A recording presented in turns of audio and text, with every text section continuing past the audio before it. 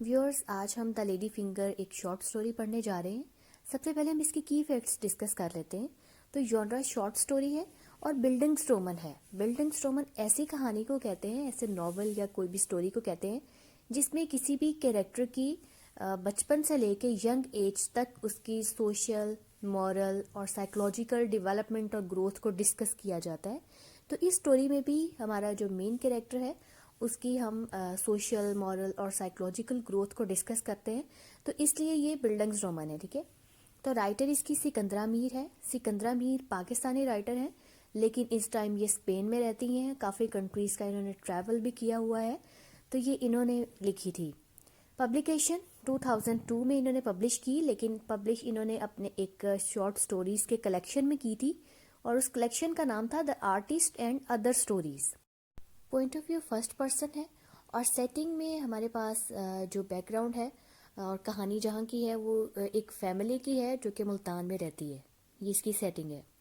अब हम अपने इम्पोर्टेंट कैरेक्टर्स डिस्कस कर लेते हैं। तो हमारा मोस्ट इम्पोर्टेंट कैरेक्टर सादका है।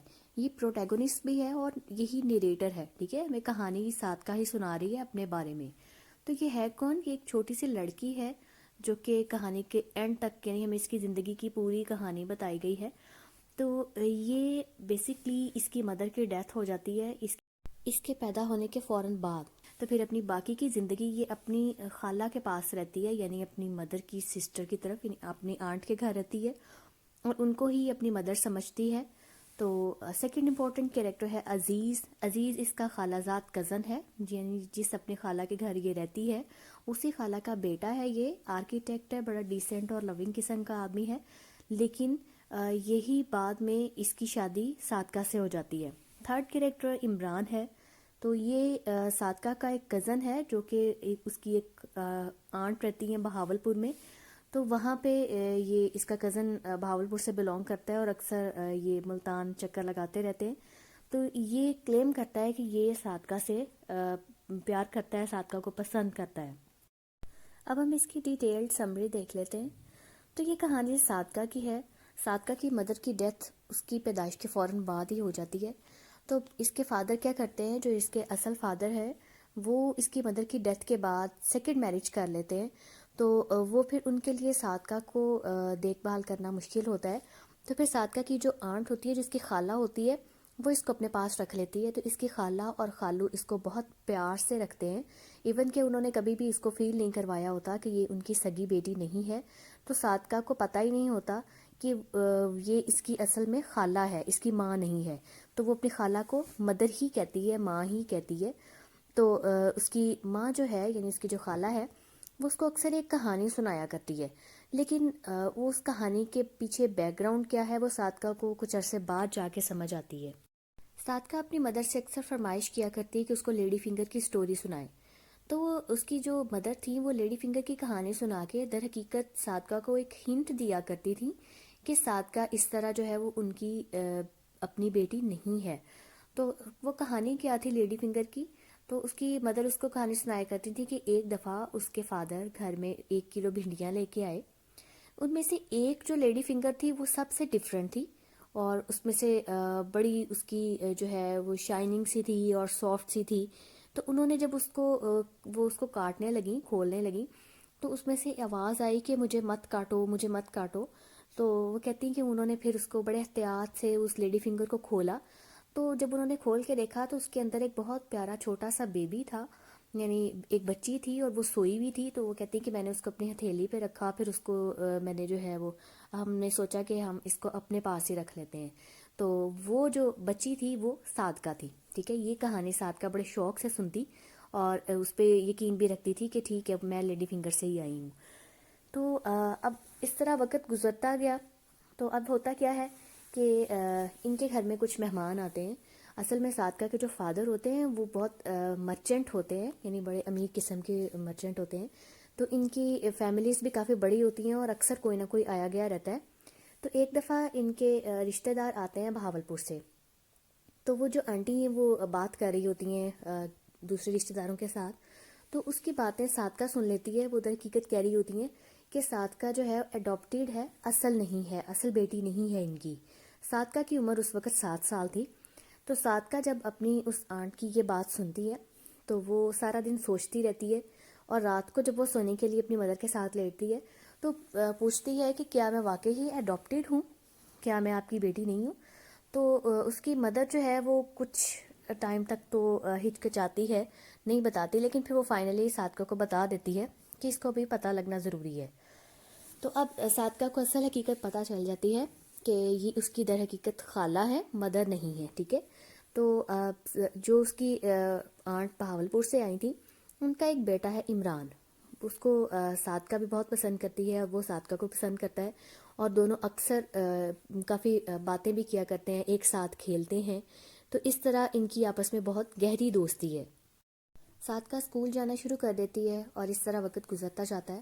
تو صادقہ جب 11 سال کی ہوتی ہے، 11 ایئرس کی ہوتی ہے، تو اس کی مدر اچانک سے بیمار پڑ جاتی ہیں اور پھر ان کی فوراً ہی ڈیتھ ہو جاتی ہے۔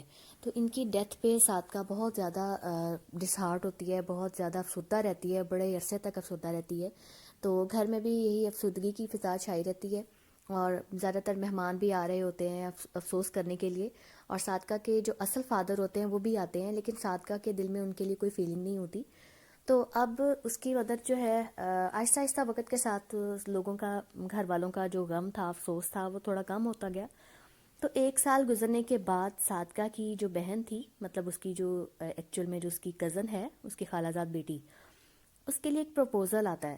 تو اب وہ گھر کی آخری لڑکی ہوتی ہے، اور اس کے بعد جو ہے وہ صرف صادقہ ہوتی ہے گھر میں۔ تو اب اس کے پروپوزل کے آنے پہ فیملی کے سارے لوگ اکٹھے ہوتے ہیں۔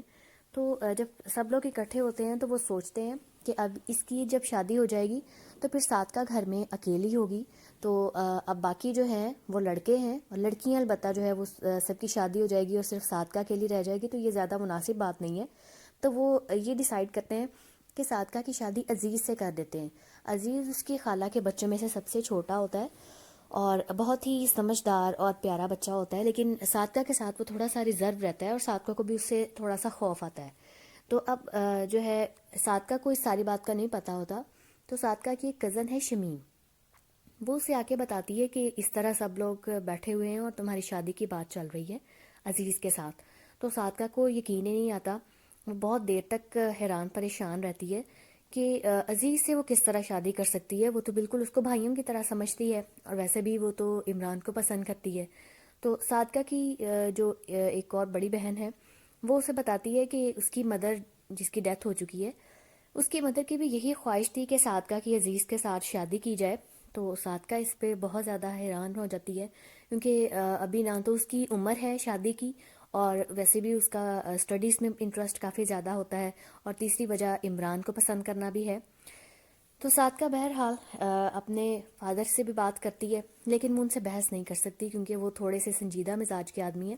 تو صادقہ ان سے شادی کے بارے میں پوچھتی ہے لیکن بحث نہیں کرتی۔ تو اس کے بہرحال 6 ماہ بعد اس کی شادی کی ڈیٹ فکس ہو جاتی ہے، یعنی نکاح کی ڈیٹ فکس ہو جاتی ہے۔ صادقہ کی اب عزیز سے شادی تو ہو جاتی ہے، لیکن وہ دل ہی دل میں عمران کو پسند کرتی ہے۔ تو شادی کے بعد، یعنی فی الحال نکاح ہی ہوا ہوتا ہے، رخصتی نہیں ہوئی ہوتی، تو صادقہ اپنی اسٹڈیز کنٹینیو رکھتی ہے، مصروف رہتی ہے۔ تو 2 سال کا وقت گزر جاتا ہے، اور پھر عزیز یہ ڈیمانڈ کرتا ہے کہ اب رخصتی ہو جانی چاہیے، چونکہ وہ ایک ہی گھر میں رہتے ہیں، تو بہتر ہے کہ اب رخصتی ہو جائے۔ صادقہ اس بات پہ راضی نہیں ہوتی کیونکہ وہ اپنی پڑھائی مزید جاری رکھنا چاہتی ہے، لیکن اس کی بہنیں اور اس کی فرینڈز اس کو اس بات پہ کنونس کرتی ہیں کہ نہیں، وہ بہتر ہے کہ رخصتی کر لی جائے۔ تو خیر صادقہ کی رخصتی ہو جاتی ہے، پھر 16 سال کی ایج میں صادقہ ماں بن جاتی ہے۔ تو لیکن ابھی بھی عزیز کے ساتھ اس کی فرینکنس نہیں ہے، وہ اکثر شائع رہتی ہے اور اسے تھوڑا سا دور بھی رہتی ہے۔ تو اب کچھ مہینوں کے بعد کیا ہوتا ہے کہ اس کے فادر کی بھی ڈیتھ ہو جاتی ہے، تو اس سے صادقہ پھر بہت زیادہ ڈپریسڈ ہوتی ہے، کیونکہ صادقہ نے انہیں ہمیشہ اپنا اصل باپ ہی مانا ہوتا ہے، اور انہوں نے بھی ہمیشہ صادقہ کی بہت زیادہ کیئر کی ہوتی ہے، یعنی اپنے باقی بچوں سے بھی بڑھ کے صادقہ کو امپورٹنس دی ہوتی ہے۔ تو بہرحال وقت گزر جاتا ہے، جب اس کا بیٹا 3 سال کا ہو جاتا ہے تو عزیز بیمار پڑ جاتا ہے، یعنی صادقہ کا جو ہسبینڈ ہے اب وہ بیمار پڑ گیا ہے۔ تو اس کو پہلے بہت تیز بخار ہوتا ہے، ڈاکٹر کہتے ہیں کہ اس کو ملیریا ہے، لیکن بخار کم نہیں ہوتا، تو پھر اس کو ساتھ ہی کڈنی کا پرابلم شروع ہو جاتا ہے۔ تو اب صادقہ کو تھوڑا گلٹ ہوتا ہے، اسے احساس ہوتا ہے کہ وہ بڑی لاپرواہ قسم کی بیوی ہے، یعنی اس نے ہمیشہ سے شروع سے ہی ایک ڈسٹینس رکھا ہے عزیز کے ساتھ۔ تو اب وہ اپنے اس غلطی کا مداوع کرنا چاہتی ہے، تو وہ بہت اس کی اچھی طرح دیکھ بھال کرتی ہے، اس کا خیال رکھتی ہے. تو اب انہی دنوں میں صادقہ کو پتہ چلتا ہے کہ وہ اگین ایکسپیکٹ کر رہی ہے. تو اب بہرحال عزیز کا علاج چلتا رہتا ہے، لیکن اس کا جو بخار ہے وہ کم نہیں ہوتا، نہ ہی ختم ہوتا ہے. تو پھر فائنلی کیا ہوتا ہے کہ اس کی جو کڈنی ہے وہ بالکل ہی ختم ہو جاتی ہے. بہت زیادہ علاج کے باوجود بھی کوئی کامیابی نہیں ہوتی اور عزیز کی آخرکار ڈیتھ ہو جاتی ہے. تو صادقہ کی ایج اب 17 سال ہے، لیکن اب وہ ایک ویڈو ہے اور اس کے 2 بچے ہیں. تو بہت ہی مشکل وقت گزارتی ہے، اس کو سمجھ نہیں آتا کہ اس کے بچوں کا فیوچر کیا ہوگا.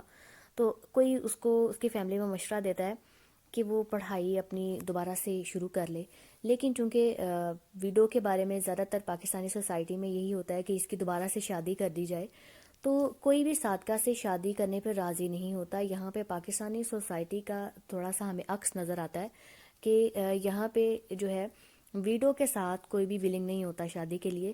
ایون عمران جو کہ اس سے بچپن میں بہت زیادہ محبت کا دعویٰ کیا کرتا تھا، اب اس نے بھی وہ جارڈن چلا جاتا ہے اور وہاں پہ جا کے کرسچن لڑکی سے شادی کر لیتا ہے، کیونکہ نہ تو عمران اور نہ ہی اس کے پیرنٹس اس بات کو ایکسیپٹ کرتے ہیں کہ وہ صادقہ سے شادی کرے، جو کہ اب بیوہ ہے اور 2 بچوں کی ماں ہے. تو صادقہ اپنی پڑھائی دوبارہ سے شروع کرتی ہے اور بہت محنت کرتی ہے، پھر وہ لائر بن جاتی ہے.